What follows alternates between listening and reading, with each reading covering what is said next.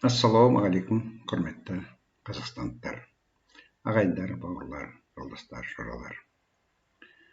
Бүгін менің келесі сөйлейтінім мына дін жөнінде. Бірінші, жерге өте көп діндер түсті. Соның негізгі діндері не түскен? Мына христиан дін Библия кітабы түссе, исламға Құран түсті. Иудаизмге Тора түсті. Индуизмге Вед түсті. Буддизмге Трипитака түсті. Соның ішінде мына индуизмнің Веда кітабы адамзаттың өмірін 4 дәуірге бөлген.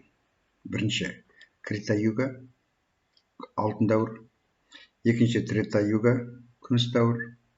Үшінші Двапара-юга, қола дәуір. Төртінші Кали-юга, темір дәуірі деп. Бұл кезде қатыгездік, адамгершіліктің азуы, солардың көп болған. Бірақ әр дәуір 5000 жылдан. Сонда адамның пайда болғанына 20 000 жыл болған екен. Ал енді мына Кали-юга, темір ғасырдың бітетін уақыты. Индияның Пури қаласында, Сатку храмында Жаганнатханың чакрасы 180 градусқа бұрылған. Чакрасының төбесіндегі жаңа айшығы сияқты. Оған көп уақыт болған. Құдықтан су тартылған да болады деген. Ода су тартылған. Сосын храмға Россия мен Пруссияның адам келгенде болады. Сосын 4-ші Бенгал бұғазының су тасқыны болған мезгілде темір ғасыр бітеді деген.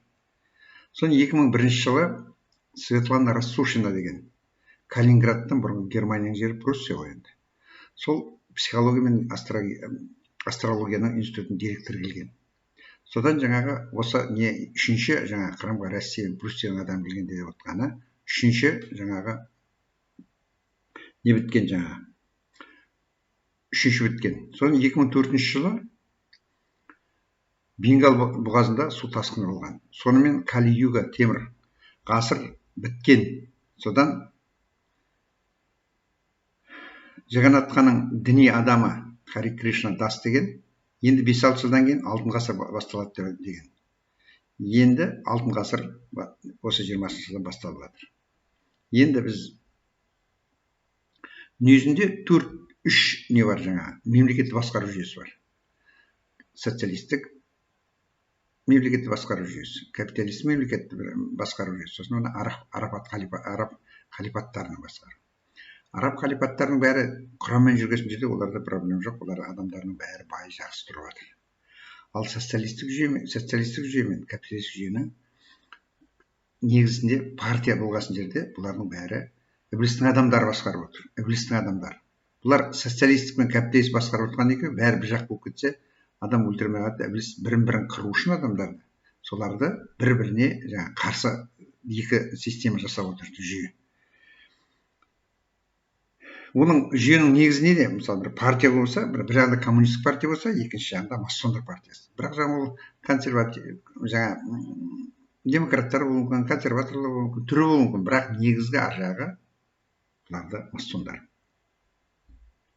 Сосын мемлекетті құрып жерді бөліп алу. Жер негізі Алланың жері, бірақ оны осылардың бәрі бөліп алып отыр. Сосын адамдардың бәрі ақшаға кіріптар болу. Сосын мега қала салып, сосын халықты бір жерге жинау.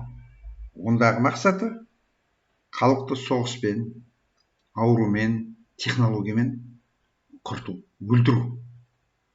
Егер де қазір біздер басымыз бірікпесе, қосылмаса, біз 2100 жылдан кейін үлкен соғыс болады. Ол мына капиталист пен социалистің жүйенің арасында соғыс, технология соғыс. Кілең бомба лақтыру, сондай. Енді бірінші дүниежүзілік соғыс жаңағы патшалар басқарған елдің арасында болды жаңағы. Оның нәтижесінде мемлекеттер құрылды. Сосын партиялар, бәрі партиямен құрылды. Бұрын жаңа патшалар басқарып отырса, енді уже партиялар басқара бастады. Екінші дүниежүзілік соғыс, ол екі социалист пен капиталистік мемлекеттердің арасында болды. Армия адамдарға масон олардың екеуіне де қаржыландырып, бәрін екі жақта қарызға кіргізді. Енді үшінші дүниежүзілік соғыс технологиялық соғыс болмақ. Онда уже нәтижесінде тек халықты құру, олар жаңағы бомбасын бір-біріне лақтыра беріп, халық соғыспайды деген, халықты қыра беріп бір-біріне. Сондықтан біздер егер де біздер нені оқысақ, Құранда Ал-Араф деген 7-ші сүре бар. Соның 27-ші несінде аятында жазылған: «О сын Адама, не слушайте шайтана, и пусть он не искусит вас своими соблазнами, чтобы вы не лишались блага, которое невозможно без признательности и повиновения Аллаху. Не делайте так, как сделал ваш праотец Адам и его супруга, который искусил шайтан, что было причиной изгнания их из рая блаженства. Он совлек с них одежду, чтобы показать их срамную часть их тела. Шайтан и его помощники приходят к вам оттуда, откуда вы их не ждете, не видите, не чувствуете их интриг, обман и хитрости. Шайтан не имеет никакой власти над верующими. Он обманывает и обольщает тех, кто не совсем искренне уверовали и не полностью повинуются Аллаху». Айтып отыр, біз осылардың бәріне, мына ақшаға, дүниеға, бәріне біз нетсек, құрықсақ, онда біз уже іблістің артынан, адамдардың артынан кетеміз. Біз Аллаға уже қарсы шығамыз деген сөз. Енді біз не істеуіміз керек енді? Ал енді 49 сүре, Құранның 49 сүресін 13-ші аятында жазылып тұр: «О люди, мы сотворили вас равным от одного мужчины, одной женщины, Адама и Хаввы, и размножив вас, сделал многими народами, разными племенами, чтобы вы знали друг друга, сотрудничали друг с другом. Поистине перед Аллахом самый достойный, почтенный из вас на этом том же свете, наиболее богобоязненный. Поистине Аллах облемит все сущие своим знанием. Он сведущий, и от него ничто не скроется». Сонда біздер осы Құран 49 сүренің 13-ші несі бойынша партияның орнына руға бірігуіміз керек, ұлтқа біріктіруіміз керек. Сосын бірінші облыс бойынша, екінші жүз бойынша, үшінші Қазақстан бойынша, төртінші СНГ бойынша, бесінші дүниежүзі бойынша біз бәрін біріктіруіміз керек. Біздер бірінші бірікте аламыз. Біз қазір бір-бірімен соғыссақ, біз артында қаламыз. Но біз бәріміз біріксек, бәрін аламыз.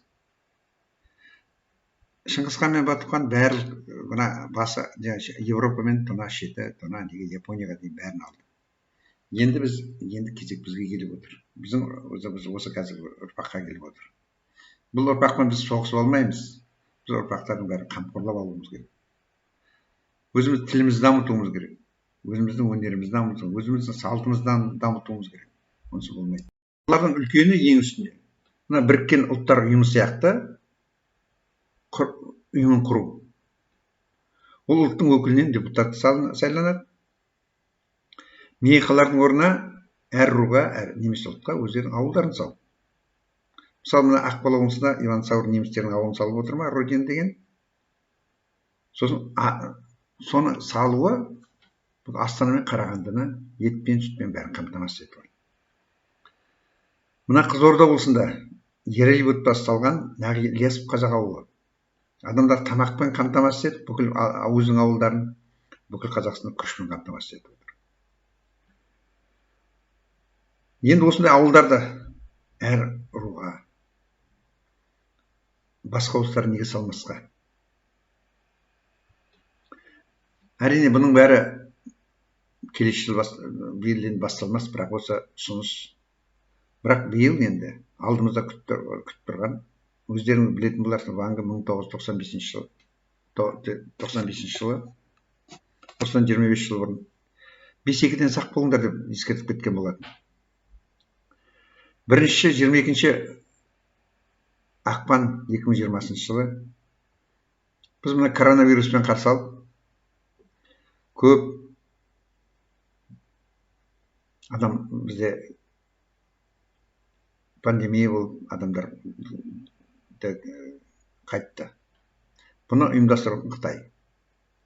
Өзінің қарызға берген ақшасын мұнай өндіріп отқан, мұнай өндіріп ақша тауып отқан мемлекеттердің жерін алу үшін әдейі жасап отыр. Себебі мемлекет экспорттан басқа ақша табатын оның жері жоқ. Біз Қазақстан қазір мұнайдан басқа ақша таба алмайды. Егер қазір бізде мұнайды сата алмай қалсақ, қазір түсіп кетті ғой кеше. Енді біз қарызды бере алмаймыз да, жерді алуға мәжбүр болады біз жерді беруге. Ал жерді сатылды ма, сатылмады ма, оның бәрі қазір бізде талып жасалып отыр. Сондықтан бұндай болмас үшін әр болашақта экспортқа тәуелді болмас үшін әр облыста өндірісті көбейтіп, заводтар сала бастау. Әр облыстан. Енді екінші, бұл енді бірінші Қытайдың жасап отқан несі болса, саясат болса, екінші, бұл 5-2, ол 22 желтоқсан 2020 жылы болады. Онда не болуы мүмкін? Астрономдардың айтуы бойынша, жер күнмен, бір жағында күн, бір жағында Юпитер мен Сатурн, екеуі де гигант планета. Сол мезгілде жерді қатты қысуы мүмкін екі жағынан. Себебі гравитация деген жоқ бізде, физиканың бәрі өтірік негізі. Қате бар бізде. Ол қысқа мезгілде мұхиттың астының біз жер қабат қалыңдығы өте аз. Асажы бар еді, асажы емес, несі аз болғандықтан, оның астында бірінің үстіне бір шоу Нордик дейді оны. Сондай болуы мүмкін. Сол мезгілде мұхиттарда теңіз пайда болады. Таулы жерлердің бәрі уже кілең, бұзылған, нетілген, нарушениелер көп болғандықтан, жердің қабаты осал болады. Ол жерде жер сілкініс болуы мүмкін. Оған Қазақстан таулы аймақтары, Алматы, Жамбыл, Талдықорған, Шымкент облыстары жатады. Сондықтан осы облыстардың бәрінде де мына координационный комитетте совет құрып, осындай уақытта не істеуге болады, қандай шаралар болады. Қысты күндері, естерінде болсын, қысты күндері адамдар қатты землетрясение болды. Себебі бұл екі планета бір жағынан гигант күн қысы, екінші жағынан немен Сатурн мен Юпитер қысса, күн системасының екі үлкен планетасы. Жердің не сопайып, қысып сопая бастайды. Бүйірін итеріп. Сол мезгілде көп жерде землетрясение болады енді. Болуы мүмкін. Сондықтан сақтыққа қорлық жоқ деп қазақ айтқандай. Біз мына халқымызда сол күні бір мына таулы жерлерде балдар үлкен кісілерді бір жаққа қарай нетіп қыдыртып жіберіп, мына жазғы жақтарға қарай. Ақтөбе облыстары не болады, қауіпсіз болуы мүмкін. Орал облыстары. Мына арқаның жібәрі, олардың бәрі мұндай қауіпті емес.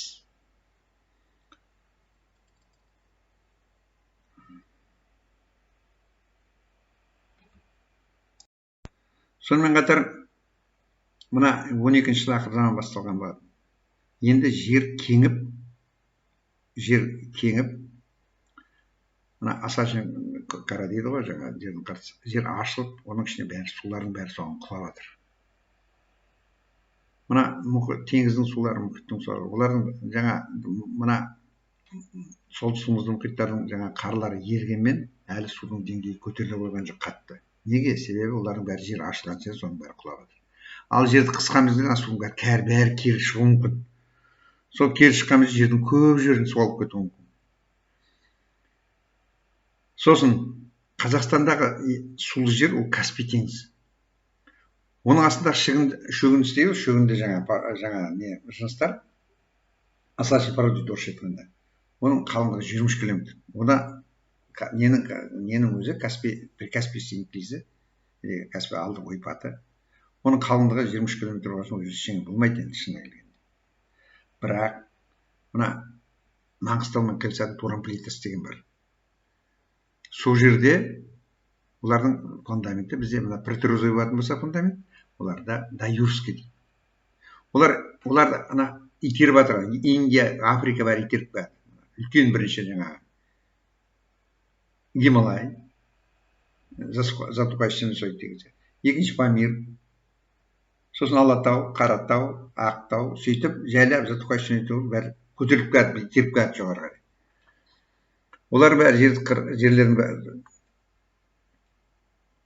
Енді солар бәрі мына Прикаспийдің үстіне келіп шығып жатыр. Енді мына сол екі шекара Прикаспийский инклизі мен Туран плитасы мына жағында келесі батыс жағында. Оның несі бар жаңа не?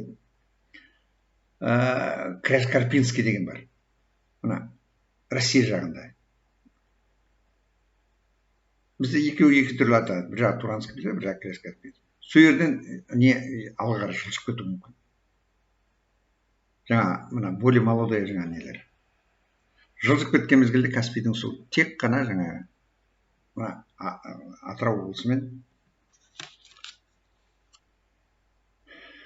Астрахан облысына қарай. Себебі бұл жақтың бәрі жазық. Олардың екеуі қиылысатын жер бізде мына өлік қолтық дейді, мына мертвый қолтық деген жер бар. Сол жерде өтеді негізі мына нелер. Егер де жол өз жерде жер сілкініс болатын болса, Маңғыстау жоғарыға жылжып, Атырау қарай Астрахан қалалары. Атырау мен Астрахан қалалары мен поселктердің бәрі суға кетуі мүмкін. Су басып кетуі мүмкін. Оның енді биіктігі қанша болатынын мен білмеймін. 1 метр бола ма, 2 метр бола ма, 10 метр бола ма, 20 метр, мен білмеймін оның судың биіктігі. Бірақ ананың екі үлкен планетке одан қатерді біз көп күтуіміз керек.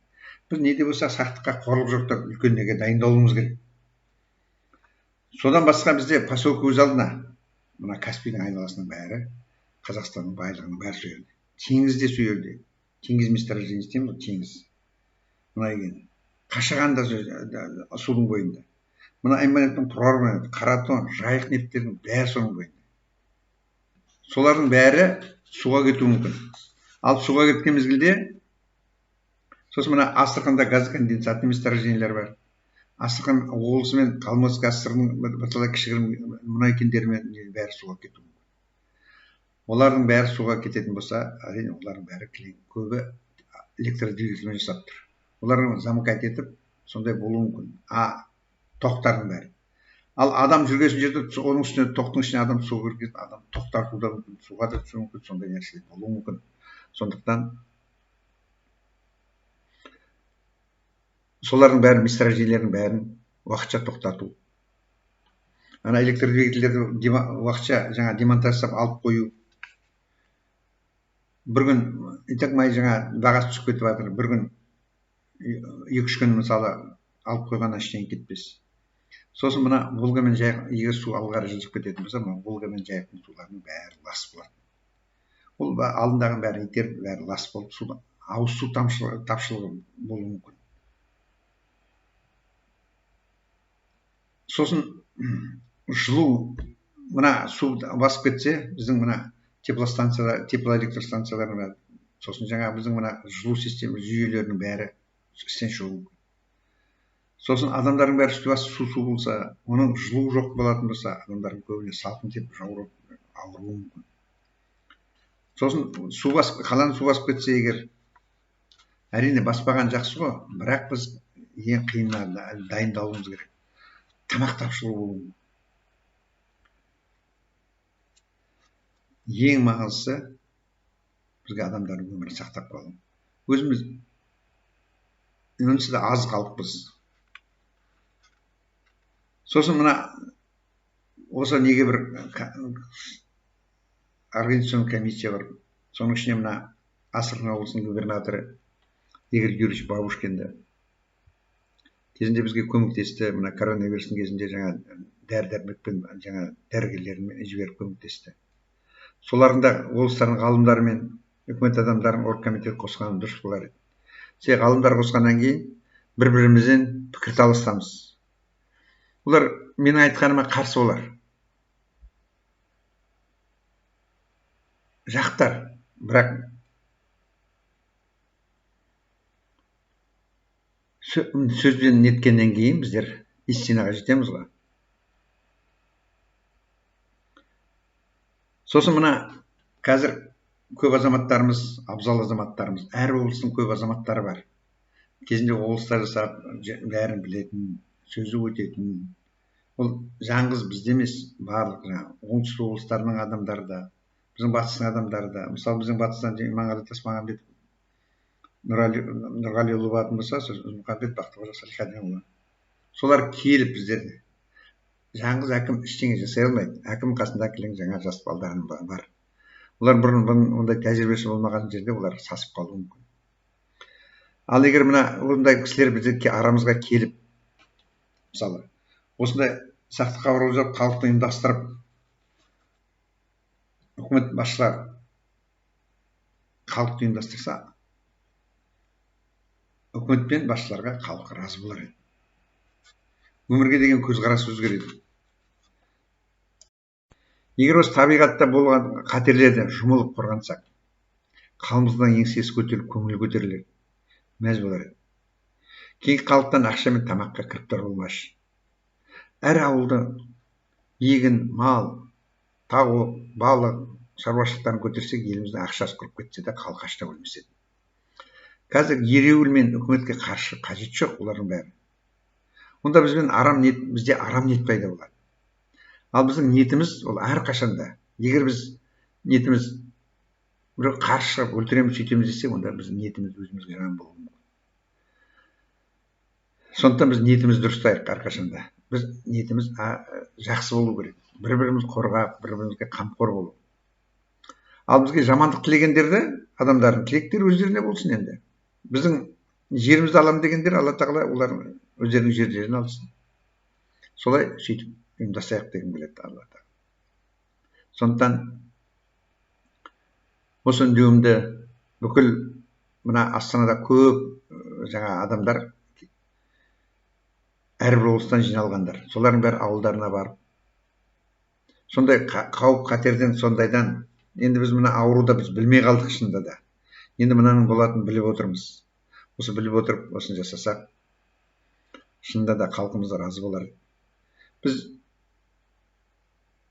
болмай қалса да, біздің жаңағы халыққа болсын деген ниетіміздің өзі халықты мәз қылар еді. Сонда біз мына басшылармен, үкімет басшыларымен, қазір үкімет басшыларының бәрі жұмыс жақсы жасап жатыр. Енді қате кетеді ғой бәрінде де, қателеспейтін адам болмайды. Бірақ бәріміз осындайда бастасақ, болсын деп бір-бірімізге. Сол мезгілде біздің жағдайымыз жақсы болуы мүмкін. Сондықтан үйіп тыңдағандарыңа көп рахмет. Ал енді келесі кездескенше эфирде сау болыңдар.